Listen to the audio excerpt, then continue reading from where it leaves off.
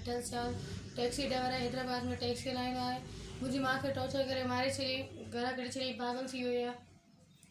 हलण जे लाइक़ न, खाइण पीअण जो ख़बर कोन अथसि। ऐं पाण घर असांजे घर में पराए माण्हुनि खे वठी थो अचे, अजीब अजीब माण्हुनि खे असांखे चए थो तव्हां बि मुंहिंजे कम जा हिसेदार थियो, किन किन कमु कयो। असां मना था कयूं त असांखे मारे थो, धकु थो हणे। मूंखे बेल्ट चयो अथई, मूंखे चयो 7-8 टाका लॻल आहिनि। मां हाणे नशे फिरोज़ में रहंदी आहियां। नानी मुंहिंजे एक्सरे करायो, टंग जो इलाजु करायो अथई। मां चाहियां थी मूंखे पंहिंजो हक़, असांखे पंहिंजो हक़ु ॾे। तव्हांजो पीउ किथे हलाईंदो आहे टैक्सी? हैदराबाद में हलाईंदो आहे, क़स्मात फेज़ 2। तव्हांखे छो थो टार्चर करे? जी असांखे चए थो त जिते मां तव्हां कंहिंखे न ॿुधायो, मां पराए माइनि खे असांखे वठी थो अचां।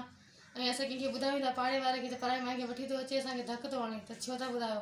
तव्हां बि हिसेदार थियो मुंहिंजे कम जा। अच्छा, तव्हांखे माना बदफ़ैलीअ जे लाइ चए थो त बदफ़ैली कयो, जी धंधो कयो। ऐं हू पाण बि पंहिंजो मायूं वठी थो अचे या मायूं वठी थो अचे, राब्तो लॻो पियो आहे मायुनि सां। अच्छा, मर्दनि खे वठी थो अचे। ॿिया घणा भेण भाउर आहियो? 3 भाउर आहियूं, 2 भेणियूं। 2 भेणियुनि खे कढी छॾियईं, हिकु नंढी भेण आहे 5 सालनि जी। ऐं असांखे चए थो तव्हांजा फ़र्ज़ पूरा थी विया आहिनि। उहो 5 सालनि जी नंढड़ी कंहिं वटि आहे? जी मुंहिंजे पीउ वटि आहे। उहो केरु थो ताते? उन ई वटि आहे। तव्हांजी माउ त तव्हां सां गॾु आहे न हिते नौशहर फिरोज़ उहो में? मूं वटि हुई नंढड़ी हुई त। पोइ हाणे उन ई वटि आहे। मां छॾे आई, मूंखे घरां कढी छॾियईं, चयो फ़र्ज़ पूरा थियो। अच्छा, मुंहिंजे वॾे भाउ खे मूंखे चयो तव्हांजा फ़र्ज़ पूरा थिया आहिनि, घरो निकिरो था या का मग़ज़ जा टोका हणायो या शाटो हणायो।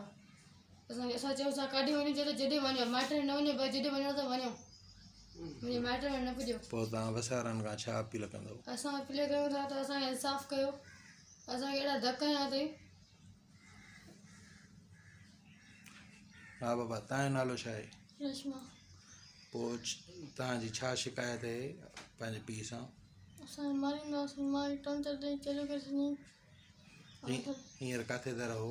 असां नौशहर में पंहिंजी नानी में। हिते नौशहर में था रहो? कहिड़े हंधि ते? हिते मिठाणी रोड ते था रहो? पोइ हींअर छा तव्हां अपील कंदव वसवारनि खां? असां पंहिंजा हक़ उठाइजो। असां नौशहर में जेका उठाइजो, असां हैदराबाद कोन ईंदासीं। अच्छा, तव्हांजी नंढड़ी भेण कंहिं वटि आहे हींअर? न वॾा कंहिं वटि? असां नालो छा आहे हुनजो? करिश्मा। ऐं अबूअ जो नालो छा आहे? मोहम्मद विठल। पोइ उहो जे तव्हांखे परचाए हींअर वठी वञे होॾां त पोइ वेंदुसि? न कोन ईंदासीं। न वेंदव? न।